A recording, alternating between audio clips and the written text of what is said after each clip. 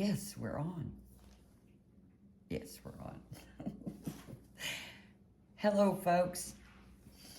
All right, we're going to start a new project, and I'm going to try to keep it simple, but where it still shows you the basics of how to blend, highlight, shadow, those kind of things. All right, and today, like I promised, it's going to be a pumpkin and a little bit different twist on that black bird. I realize that some folks don't have programs on their computer where they can go out there and just print a pattern. So I've got a real simple bird. It's a blast from the past, I promise you, but it's cute.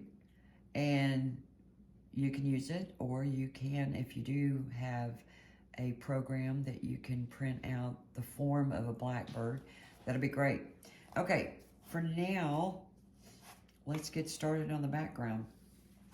I have on my palette a little bit of yellow, orange, and I believe this brown is a burnt sienna. You can use any brown, you can use any yellow, any orange, and I have a little bit of white, and I am using a 1-inch brush, and it's damp. No water is here, so we're good to go. We're just going to brush on the background. I was piddling around, that's probably why I'm running a little bit behind today, and trying different ideas for backgrounds, and anyway, I came up with some really crazy stuff. Like, yeah, which really, honestly, this would be really cool for the fall. But this does remind me, these little boards you can get at any of those dollar stores. And here's another one.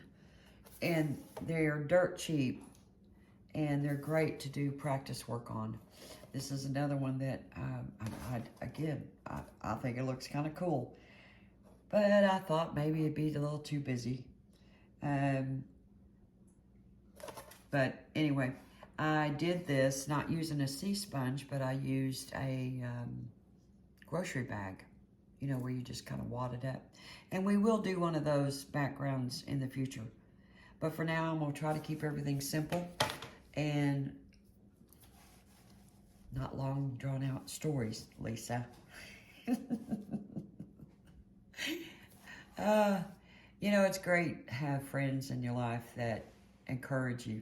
That's all I got to say. And speaking of encouragement, if you would hit the, you know, like button on my videos, that really does help. You know, I used to hear people say this all the time, and I would do it. Now I understand why. And of course, if you join the channel, that would be even better. Okay, let's get to this color. Since I'm going to put the pumpkin about right here, I need to be sure that my warmer color, because the pumpkin's going to be orange, I want to make sure my warmer color is right through this area here. So you know, when you're planning out an art project, you need to think about, let's see, if my background color is super dark, then I need to, for my main subject to stand out, that subject's going to have to be light, or vice versa, on the light side. So we're going to grab a little bit of yellow, fill in my brush up, and we're just going to do this. I did paint the background of this board first with just pure white. It just makes it a little easier for your second coverage if you've already got a first coverage dried on there. All I did just now was put some yellow, grabbed a tad bit of water on my brush so it will blend out. And we're just going the same direction every time. All right, we need a little bit of orange in there.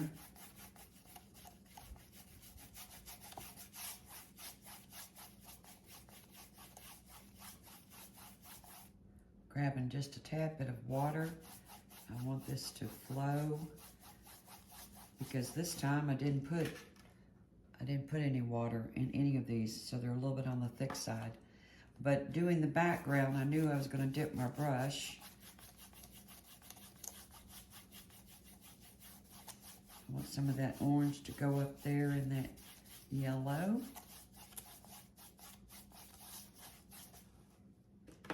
We're going to grab a little bit of that burnt sienna and come in this direction.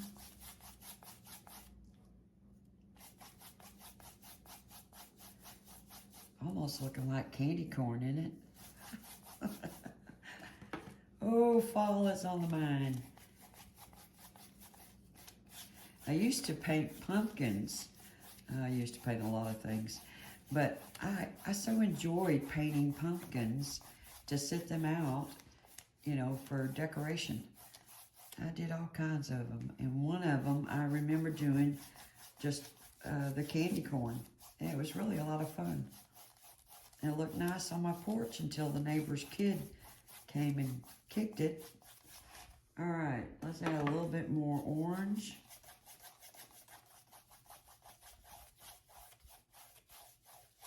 Tad bit of yellow, and I'm not cleaning my brush. All these colors are going to blend nicely together.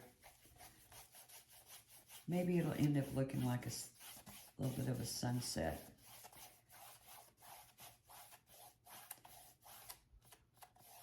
Just pulling the streaks back and forth. A little bit more brown down here. And I need a little bit of orange. These are all the colors that are going to be in the pumpkin. You can make your life simpler and just do a black background. And then put the orange pumpkin on it. It'll really pop and look nice. I guess I wasn't in the mood for simple today.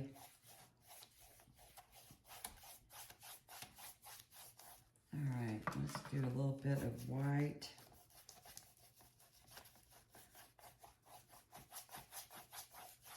And of course, since the paint does not have water added to it, I'm dipping my brush.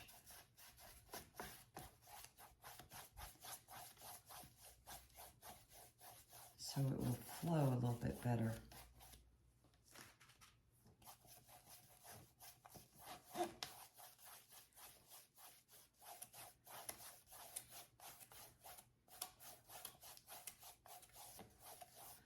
That's looking kind of pretty. A little bit more brown down here. That's about where my pumpkin is going to be sitting. And we're going to draw out that pumpkin today. If you want to, if you have the means to make a pattern, you're more than welcome to do that. Sometimes I just think of a pumpkin as a big fat heart pushed down on the ground a little bit, you know, where it has a flat bottom. All right. Before it completely dries, my brush is damp, and I'm just kind of straightening up the lines a little bit, you know, so they kind of all flow the same direction. They don't really have to. It's up to you. Okay. Looking at it a little closer to make sure I got a decent coverage, and I do. So that's not bad. I think that worked out okay. All right, now we have to let that dry just for a few minutes. It won't take long. And then we will put the pumpkin about right here. We're gonna do a little blackbird right here. And I'm kind of leaning towards doing like hello fall, y'all, or maybe happy fall, or no words at all. We'll see. We'll see how this goes.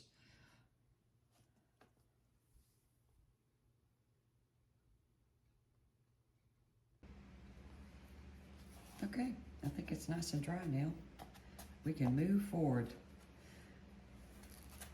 I did my palette off camera, so it'd save a little bit of time. We've got that burnt sienna, which you can use any brown you want, watered down a little bit. Orange, watered down. Yellow, watered down. Some white in the center, watered down. And I made a peach, which is a little bit of orange, a little bit of white mixed together. And of course, as always, when you're mixing white in anything, you need to add some water. So it's ready to go. I'm going to use this brown color to draw out my pumpkin, since that will be our main subject. Do I want to do it that way? My pumpkin's like this. Nah, I'll do it. Let that kind of be the sky. Alright, all we're going to go for is I kind of want the pumpkin about yay big. And so my bird's going to be here on top of the pumpkin.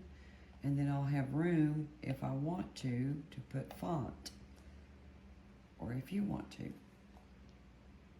Alright. So you can basically take your liner brush, fill it up with a brown paint, and just kind of imagine a big fat heart. Because we can straighten it up as we go with a flat bottom.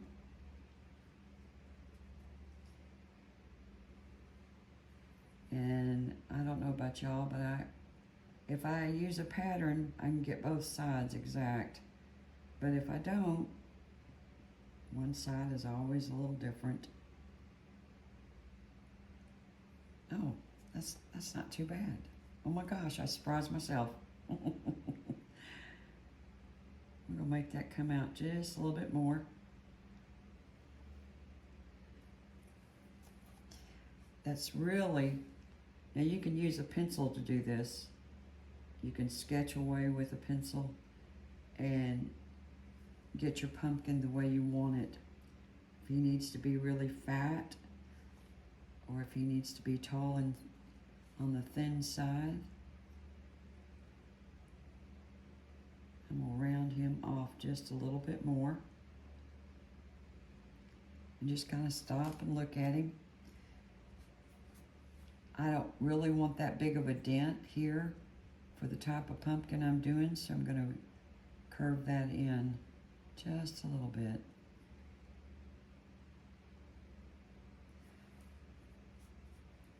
And my stem is probably going to be about right there.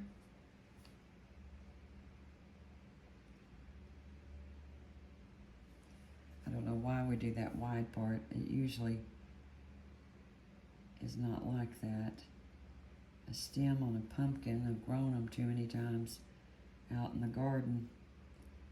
We'll straighten that up just a little bit. I know, I hear you. Beth, you're being picky. Okay, let's do our segments. You can always go with that first middle one.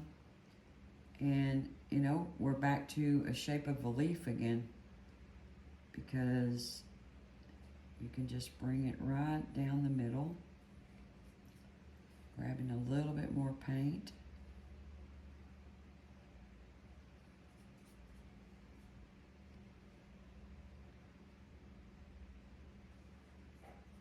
We'll put one segment over here, and it's going to be, just think of a backward C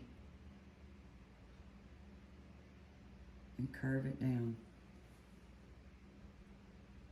Clump of paint. Okay, we'll do the same thing here. It's a forward C.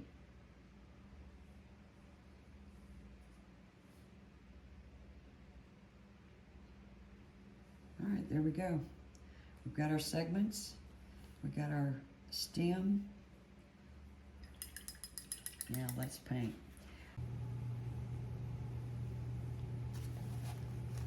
Okay, I am back. If I repeat anything you've already heard, I do apologize in advance. was working on this project last night and had a little glitch with my cell phone. So the part you probably missed is where I started painting the sections in that peach color. All I'm doing is going to color each section in peach, kind of covers that background, and then we're going to build just different layers of paint to make this pumpkin look like a pumpkin. Okay, so using that peach color, and it's still pretty moist. I took my advice. I put my palette in a Ziploc bag using a number 4, number 5 round brush. It's up to you. You could use a smaller brush. Gives you a little bit more control until you get comfortable with the larger brushes. And again, you're just doing quick little strokes, getting all the little ridges.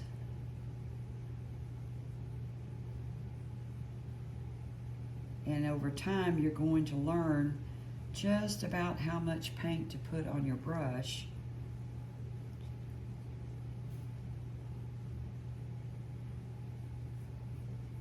Just quick little strokes before it dries. And you can turn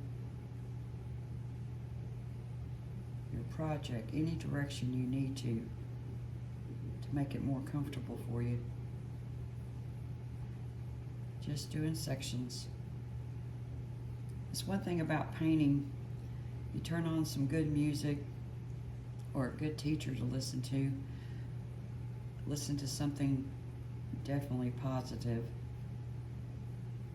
And it's so, I just can't explain how much it helps.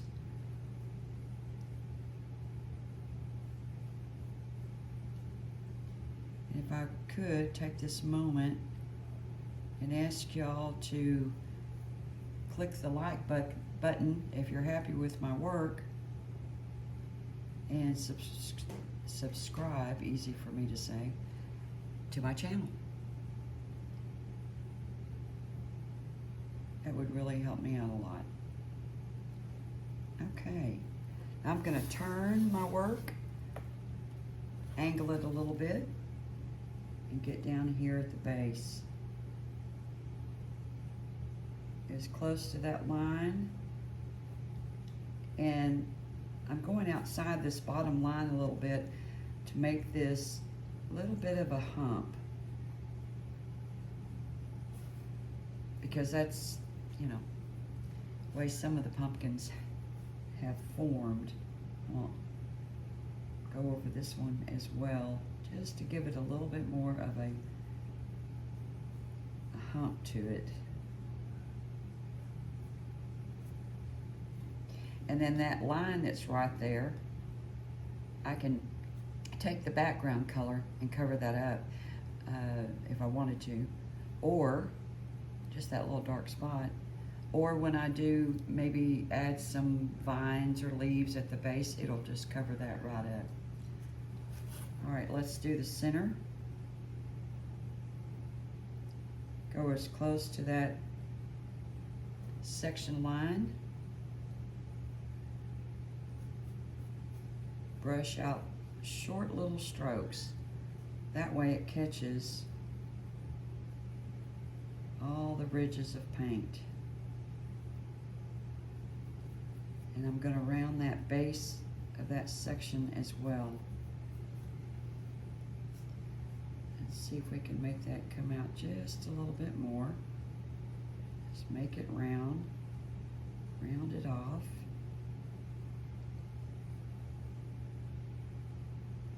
There we go. Now there's so many different designs for pumpkins where you can see the stem, down in the pumpkin more and more of the shape out this direction. But I decided to try to keep this pattern simple, and it's a great practice work for you and for me. I'm working on my craft all the time, trying to achieve something to look a little bit better and enjoyable. Yes, I have chatty cats, and they're in a chatty mood this morning.